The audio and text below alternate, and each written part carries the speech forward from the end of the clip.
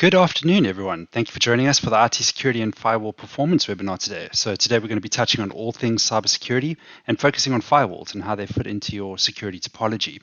At any point during the webinar, if you guys have any questions, please post them in the chat and we'll be sure to answer them right at the end.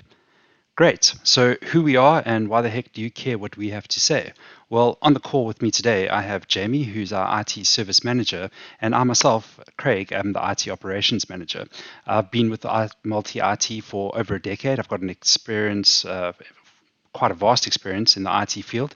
I've developed proven methods combined with cutting edge technology to streamline any processes, cut costs, growing businesses, as well as increase productivity in the workplace. Jamie? Thanks, Craig.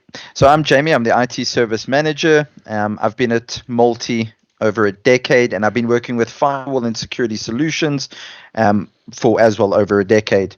I have a wealth of knowledge and experience with various firewall and security solutions, and I will be sharing those with you today to increase your security. Great. So today we're going to touch on complete business security. What's going on? Well, did you know that cyber insurance companies are losing money hand over fist right now? Why? Well, ransomware is increasing. There's the rising cost of the responses. We've got an increasing replacement cost. We've got inadequate cybersecurity hygiene, lack of incident response plans, and to top it all off, business interruption. Ransomware risks are increasing. So the average ransomware payments in 2020 was only 4.3 million. I say only because in the first 6 months of 2022, this year, it's increased to almost 12 million rand. It's not just ransomware, by the way. Also, heightened business email compromise is a huge risk at the moment. In 2020, 65% of organizations suffered a business email compromise, whereas in 2021, it went up to 77% of organizations. The FBI said that the amount of money lost to business email compromise scams continues to grow each year, with a 65% increase in the identified global exposed losses between July 2019 and December 2021. There's also the rising response costs. So the costs associated with responding to a cyber incident are increasing exponentially. Also having major increases in cost for security, IT, forensic, and legal experts who deal with the incidents and the ransomware demands, often in cryptocurrencies. Then we've got a 44% of increased business planning to increase their tech budget up from 6% from the prior year. 1 in 4 businesses actually increased their IT spend in 2020 due to recent security incidents, so they were affected. Part of our inadequate cybersecurity hygiene, most events are preventable. So with simple user cyber hygiene, with remote users, the lack of adequate cybersecurity controls on home networks often leads to an even more significant exposure as those workers return to the office. The lack of increased incident response plans. So only 23% of businesses surveyed reported having an incident response plan that was applied consistently across the organization. That actually means that 77% of businesses have inconsistent or even worse off, no plans at all. We have business interruption. So the costs associated with the cyber intrusion are not only related to the responses. So according to a recent cyber claim study, claims impacting small and mid-sized enterprises resulted in an average of over 3.3 million in business interruption expenses as the breached organizations work to get back up and running. So Jamie, what can you do as your first line of defense? Well, Craig, firewalls are definitely the go-to solution for any business in their first line of defense. So there are many different types of firewalls. We're going to discuss a network firewall and what is a network firewall. So a network security system which controls and regulates the incoming and outgoing of network traffic. It creates a barrier between the intranet and the external network, which is generally the internet, which is not considered to be a secure connection. So what are some of the important firewall functions? Well, you're able to monitor your traffic, both inbound and outbound. You're able to block things like Trojans, viruses, and those type of things. You're able to prevent hackers from gaining access to your very important business systems, as well as as well as thwart key logging attempts, provide statistics on network use, as well as enforce rules. So to elaborate a bit on that, with firewalls, you're able to put rules in place that, for instance, would let your marketing department have access to Facebook, whereas you wouldn't want your service center to have access to that, for instance. And those are the type of rules you'd be able to put in place with your network firewall. So now that we know what some of the functions are that a firewall performs, what are the benefits of having a firewall? Well, as I mentioned, those functions form part of the benefits. You're able to monitor traffic, block Trojans, stop hackers and stop keyloggers, as well as secure dynamic environments like Wi-Fi and instances where users share endpoints. You're able to do decision making on user identity, which prevents errors associated with IP address policies. So, for instance, those rules we just spoke about, instead of applying them to an IP address, which can change depending on your network setup, you can apply them to a user. So, for instance, Peter in marketing, we can apply a rule specific to him, and that way we know that rule is only going to affect Peter. It simplifies audit requirements with instant user identification and has a nice way of blending security, connectivity, and productivity while providing integrated perimeter security. So with all things in life, I've now given you the benefits. There is some downsides as well, but these are mitigatable downsides. So what are the drawbacks of using a firewall? So what you need to watch out for, there are instances where a firewall can block legitimate processes, but that's where a world-class MSP comes in, where we're able to assist in adjusting those rules and mitigating any risk from blocking legitimate processes. There is a high chance, or there is a likelihood that false malware removal might occur, or it might falsely identify some process or file that you are using as malware. And again, that's what we're able to mitigate. And then with the firewall, with the nature of it, there is a chance for it to diminish performance because it might only be milliseconds, but every packet that comes through the firewall has to look inside that packet and inspect whether it is legitimate or it is something that the firewall needs to block. So there is a chance that it might slightly affect performance. Thank you, Jamie. I know the first point of improvement is visibility. So if you can't monitor it, you can't improve it. Grab something to write with because we're going to delve into a couple quick security checks and network improvements that you can actually apply yourself. As we discussed earlier, these factors are very critical to the business cybersecurity.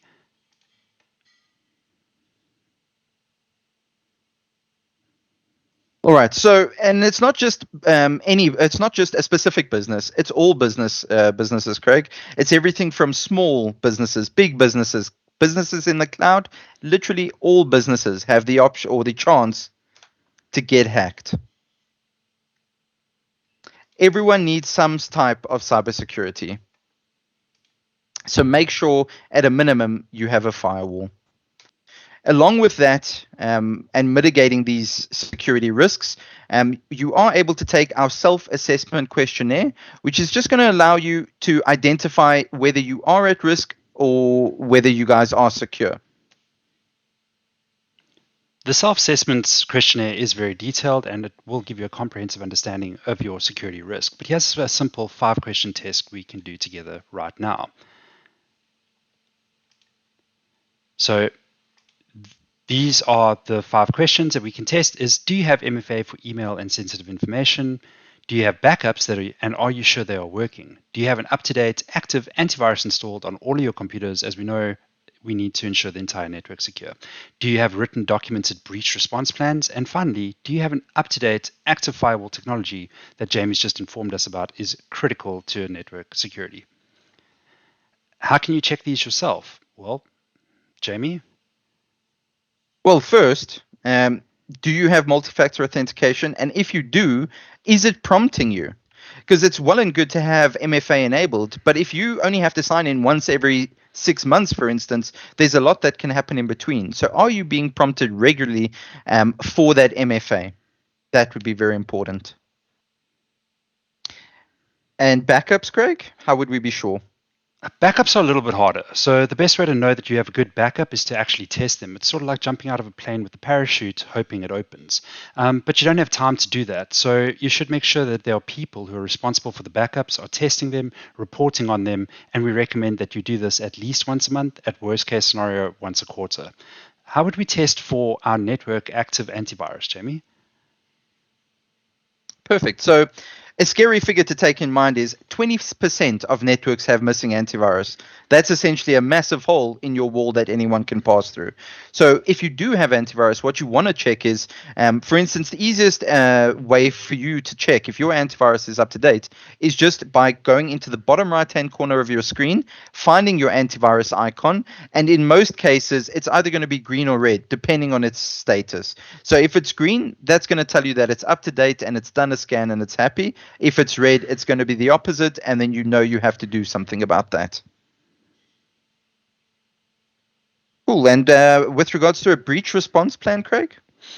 Well, if you are the business owner and you or IT manager or head of security and you aren't sure, it's actually quite a simple answer. You don't have one.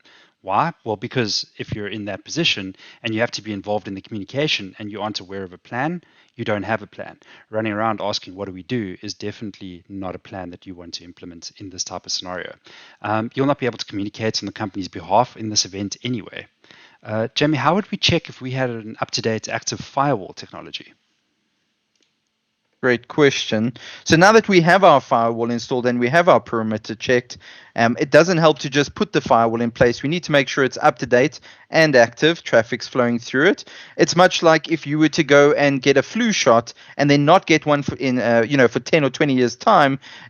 Much like how the flu changes, so do viruses in the IT world. So you need to keep the antivirus up to date and active all the time. And we do this by ensuring that if your firewall has a subscription, much like an antivirus, you are paying for it, it is active, and that somebody's managing that firewall and ensuring that it's being updated. Okay, if you couldn't answer yes to every one of the above questions, for sure you are at risk of a security breach and incident, which are becoming more and more frequent. So you are responsible for the answers, and you need to assist in avoid having your business being compromised. So you might be thinking, I don't have to invest in cybersecurity because I have insurance.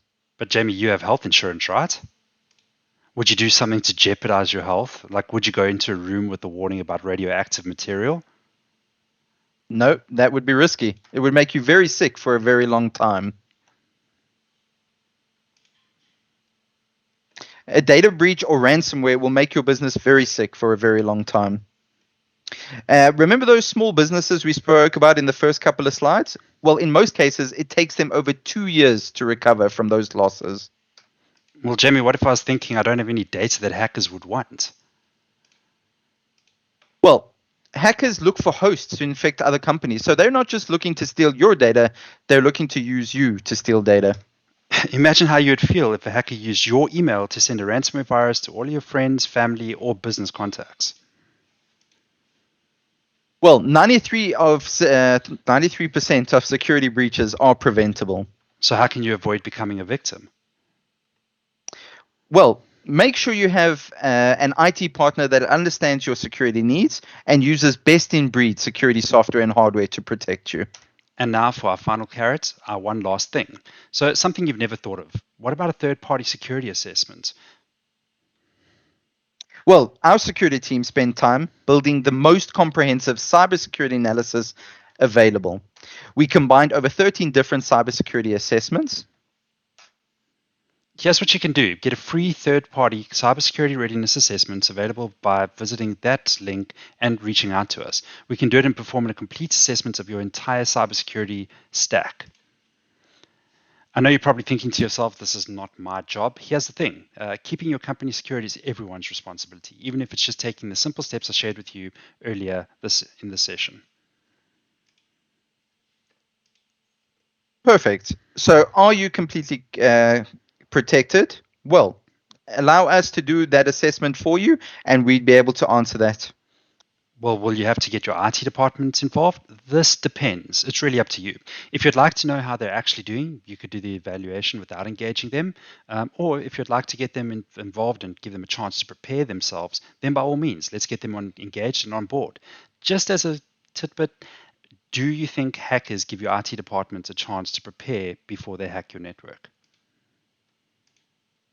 Definitely not. Just so you guys are aware, we will not need your administrative credentials. We won't need your email or your computer logins. We wouldn't need any of that personal or private information in order to do the assessment. What we will do, however, is we will send you a simple tool that you can run on to analyze your entire network. Then we'll sit down with you, review your results in plain English, not IT acronyms. And finally, we'll give you some steps that you can take to protect yourself, mitigate the actions, and obviously keep your data secure. So what's the catch?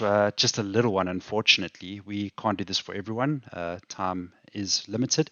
We'll only be able to do this assessment for the for the 5 people that contact us first. The 5 first signups will get the complete free evaluation. The rest, unfortunately, will be prompted to pay for the assessment. We usually charge over 86,000 Rand for this type of analysis. So why are we doing this for free? It's all part of our mission, complete business security. Perfect. So bearing all that in mind, here's what you can do.